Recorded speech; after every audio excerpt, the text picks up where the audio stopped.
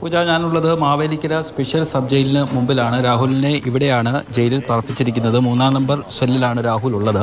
രാഹുലിന് ഏതെങ്കിലും രീതിയിലുള്ള സാധാരണ നിലയിൽ റിമാൻഡ് തടവുകാർക്ക് ലഭിക്കുന്ന ആനുകൂല്യങ്ങളും പരിഗണനയും മാത്രമേ ഉള്ളൂ. പക്ഷേ സുരക്ഷാ കാരണങ്ങളാൽ ഒരു സെല്ലിൽ ഒറ്റയ്ക്ക് താമസിച്ചിരിപ്പിക്കുകയാണ്.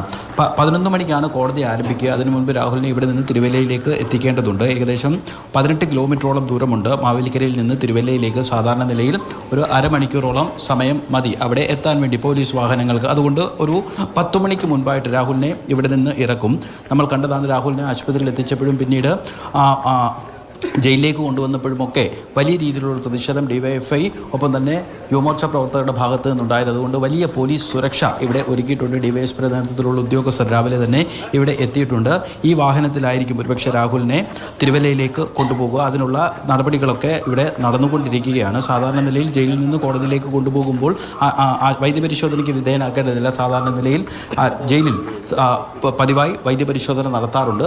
നേരിട്ട് ഇവിടെ മാവേലിക്കര ജയിലിൽ നിന്ന് നേരിട്ട് രാഹുലിനെ തിരുവല്ലയിലേക്കായിരിക്കും കൊണ്ടുപോവുക. രഘുനാഥ് നാരായണനാണ് വിവരങ്ങൾ നൽകിയത്. മാവേലിക്കര ജയിലിന് മുന്നിലായിട്ടാണ്. അപ്പോൾ ഉടൻ തന്നെ രാഹുലിനെ പുറത്തെത്തിക്കും എന്നാണ് മനസ്സിലാക്കുന്നത്. പ്രതിഷേധം ഉൾപ്പെടെയുള്ള കാര്യങ്ങൾ ഉയരുന്നുണ്ടായിരുന്നു ജയിലിന് മുന്നിലായിട്ട്. ശരി, അത് ക്ഷമിക്കണം, പഴയ വിഷലാണ്. അതപ്പോൾ ഈ നടപടിക്രമങ്ങളുമായി ബന്ധപ്പെട്ട് പലതരത്തിലുള്ള പ്രശ്നങ്ങളും നിലനിൽക്കുന്നുണ്ട് എന്നാണ് പറയേണ്ടത്. കാരണം രാഹുൽ പല കാര്യങ്ങളിലും നിസ്സഹകരിക്കുന്നുണ്ട് എന്നുള്ളതാണ്. കാരണം ഈ മെമ്മോയിലും അറസ്റ്റ് മെമ്മോയിലും ഇൻസ്പെക്ഷൻ മെമ്മോയിലും ഒന്നും രാഹുൽ ഒപ്പിട്ടില്ല എന്നുള്ളൊരു പ്രശ്നം കൂടിയുണ്ട്. രാഹുൽ ഒപ്പിടാൻ നിസ്സഹകരിച്ചു എന്നാണ് ഗസറ്റഡ് ഉദ്യോഗസ്ഥനെ കൊണ്ട് സാക്ഷ്യപ്പെടുത്തിയിരിക്കുന്നത്. CK അഭിലാലാണ് വിവരങ്ങളുമായി ചേരുന്നത്. അഭിലാൽ, തുടക്കം മുതൽ തന്നെ ഇങ്ങനെ ഒരു പ്രശ്നമുണ്ട്. റിമാൻഡ് റിപ്പോർട്ടിൽ ഉൾപ്പെടെയുള്ള കാര്യങ്ങളുണ്ട്. ഇപ്പോൾ അറസ്റ്റ് ചെയ്ത് മുന്നിലേക്ക് കൊണ്ടുവന്നപ്പോൾ പോലും കാര്യങ്ങളോട് സഹകരിച്ചില്ല എന്ന് പറയുന്നുണ്ട്. അപ്പോൾ ജയിലിലേക്ക് എത്തിയപ്പോഴും ഈ തരത്തിലുള്ള കാര്യങ്ങളാണോ രാഹുൽ മാങ്കൂട്ടത്തിന്റെ ഭാഗത്തു നിന്നും ഉണ്ടാകുന്നത്? എങ്ങനെയായിരുന്നു സംഭവങ്ങൾ?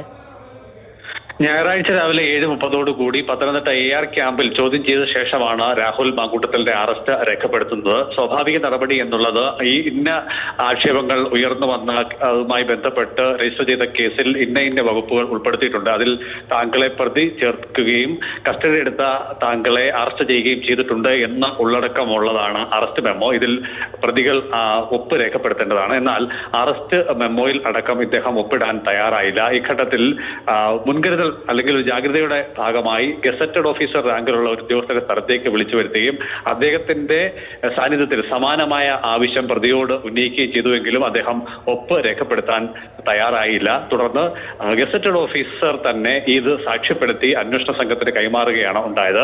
അറസ്റ്റ് ചെയ്യപ്പെട്ടാൽ പ്രതിയുടെ ബന്ധുക്കളെ വിവരം അറിയിക്കണം, നിയമസഹായത്തിനുള്ള സഹായം നൽകണം എന്നിവ കൂടി പ്രതിയുടെ അവകാശമായി വന്നിട്ടുണ്ട്. സാധാരണഗതിയിൽ പോലീസിന്റെ റിമാൻഡ് റിപ്പോർട്ടിൽ അറസ്റ്റ് ചെയ്യപ്പെട്ട പ്രതിയെ ഇന്ന മൊബൈൽ നമ്പറിൽ വിളിച്ച് ബന്ധുക്കളെ അറിയിച്ചു എന്ന അടക്കമുള്ള കാര്യങ്ങൾ കോടതിയെ ധരിപ്പിക്കാറുണ്ട്. എന്നാൽ അത്തരത്തിൽ അറിയിച്ചതിന് പുറമെ ഇദ്ദേഹത്തിന് ആവശ്യമായ വസ്ത്രങ്ങളുമായി അടൂരിലെ വീട്ടിൽ നിന്നും പത്തനംതിട്ട AR ക്യാമ്പിലേക്ക് എത്തിയ ബന്ധുവിൽ നിന്നും രാഹുൽ മാങ്കൂട്ടത്തിലിനെ പ്രതി ചേർക്കപ്പെടുകയും ആ കേസിൽ അറസ്റ്റ് ചെയ്യുകയും ചെയ്തു എന്നുള്ള വിവരം അദ്ദേഹത്തെ ധരിപ്പിക്കുകയും ഈ വിവരം താൻ അറിഞ്ഞു എന്ന് രേഖാമൂലം എഴുതി വാങ്ങുകയും ചെയ്തിട്ടുണ്ട്.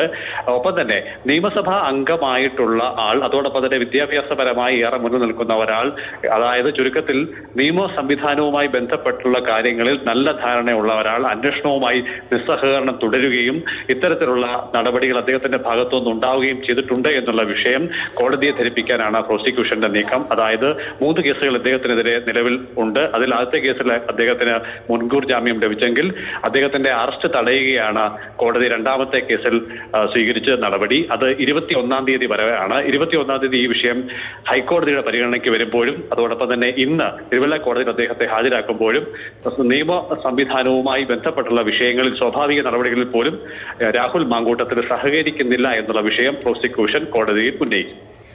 ശരി, CK അഭിലാലാണ് വിവരങ്ങൾ നൽകിയത്. അപ്പോൾ കേസ് ഇന്ന് കോടതിയിലേക്കും എത്തുകയാണ്. പ്രധാനപ്പെട്ട വിവരങ്ങൾ ഇനി വരും നിമിഷങ്ങളിലും എത്തേണ്ടതായിട്ടുണ്ട്. CK അഭിലാലും ജയിലിന് മുന്നിൽ നിന്ന് രഘുനാഥ് നാരായണനുമാണ് നമുക്ക് വിവരങ്ങൾ നൽകിയത്.